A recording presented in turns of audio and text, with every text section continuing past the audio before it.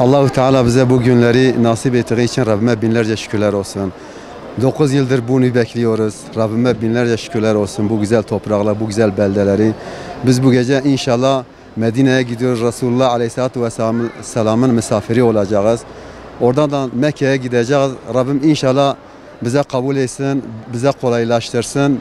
Tüm Müslümanlara nasip etsin ve tüm Müslümanların inşallah Rabbim onları günahlarını bağışlasın. Kutsal topraklara gidiyoruz. Peygamber Efendimizin Aleyhisselam'ın ziyaretine gidiyoruz. Hac farizamızı yerine getirmek için gidiyoruz. Güzel duygular. Allah herkese nasip etsin. İnşallah Teala yani bu hac mevsimi Müslümanların birliğine, beraberliğine, İslam ümmetinin uyanışına vesile olur. Bildiğimiz gibi zaten İslam ümmeti bölük pörçük.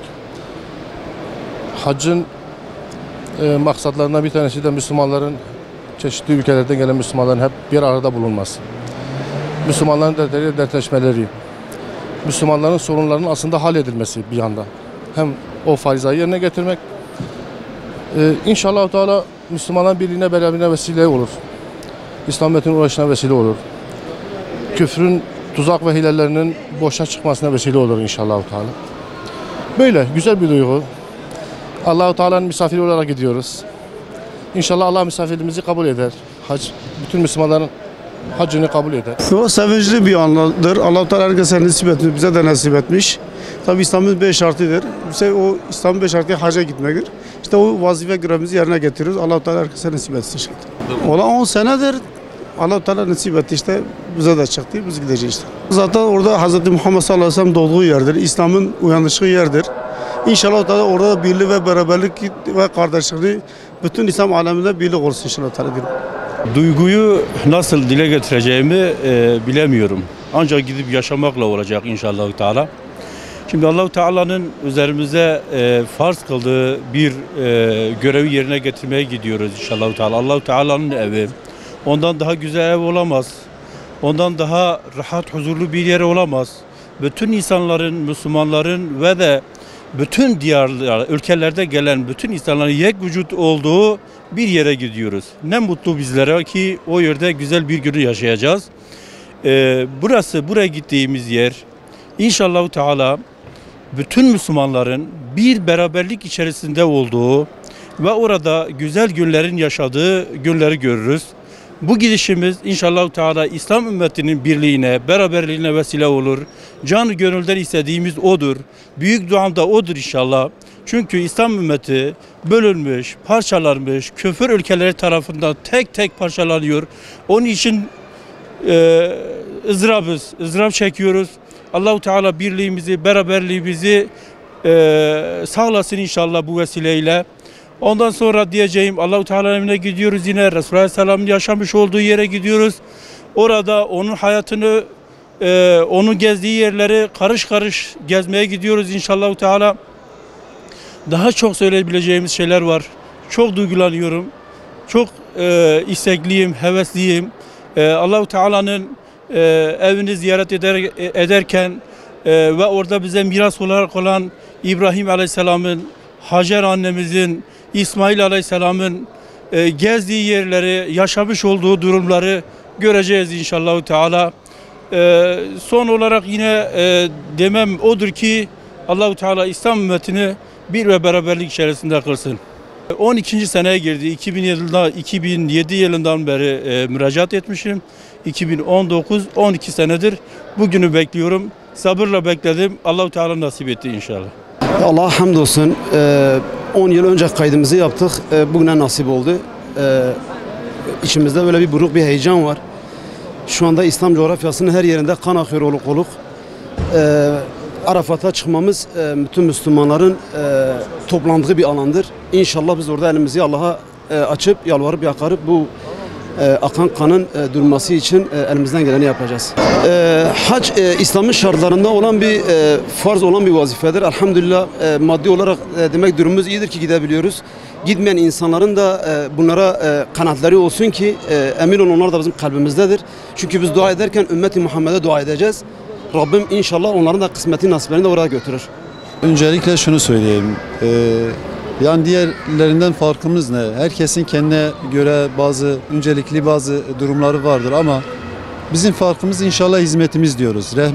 Rehberlik hizmetimize gerçekten bu anlamda çok iyi şeyler yapıyoruz. Bizimle beraber organizasyonumuza katılanlar hac olsun, ümre olsun bu hususta gelip bizimle beraber bu oradaki manevi duyguyu yaşayan insanlarla gerçekten bunu hani belki anlatmak için kelimeler az geliyor ama yaşamak lazım.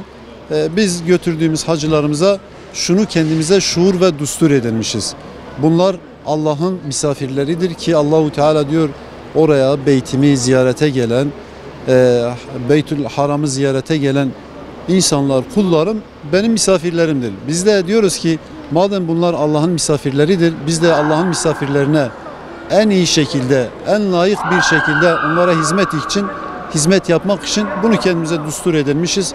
Bu hususta bizim önceliğimiz budur. Diğer hususlarda zaten aşağı yukarı herkes aynı şeyleri yapıyor. Otel konaklamalarıdır, otellerimizin hijyenlik durumudur, otellerimizin Mekke'ye yakınlık mesafesidir vesaire. Bu hususta da elimizden geldiği kadarıyla gayret gösteriyoruz, çaba sarf ediyoruz. Bu ilk yani Diyanet'in bir 2019 yılındaki Diyanet hacılarımız bunlar. Diyanet'te ismi çıkıp da acentayla gitmek isteyen hacılarımız. Hacılarımız 200'den fazla bir sayısı vardır. Diyarbakır ve İstanbul olmak üzere iki ayrı kafile şeklinde uçuyoruz oraya.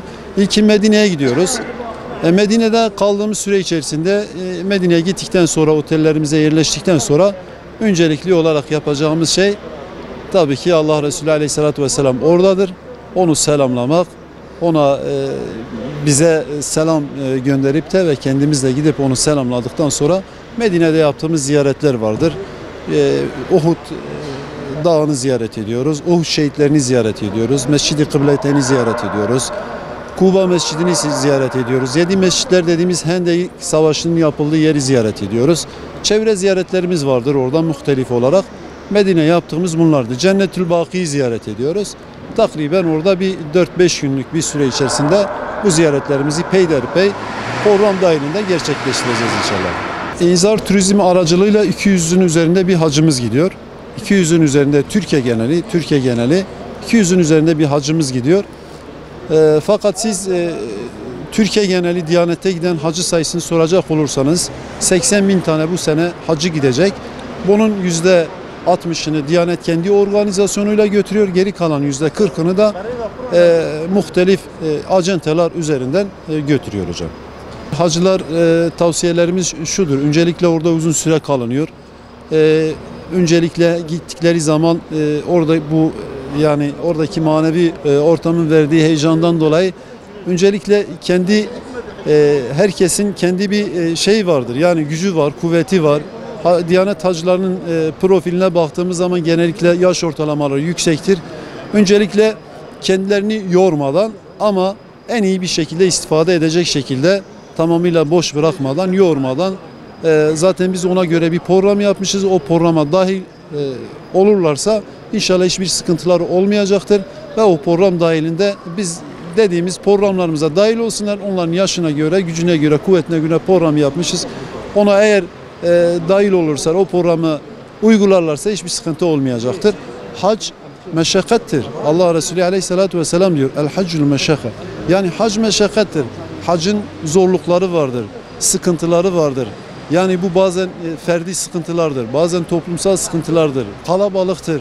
Oranın vermiş olduğu işte coğrafi yapıdan dolayı sıcaklıktır vesaire çok sıkıntıları vardır. Sabretmek lazım. Yani biz sabrettikten sonra inşallah Allah sabredenlerle beraberdir diyoruz. Biz sabredersek nihayetinde inşallah güzel bir şekilde inşallah Allahu Teala hacılarımıza, bütün hacılara, bizlere bir haccül mebrur, günahlardan arınmış, tertemiz olmuş, anasından yeni doğmuş gibi inşallah bir hacı bize nasip eder ve böylece geri dönmüş oluruz.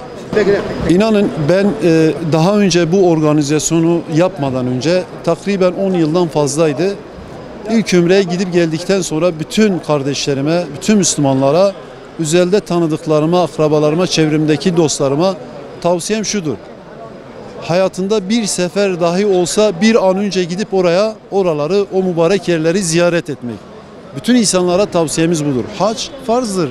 Bütün insanlar, bütün Müslümanlara farzdır.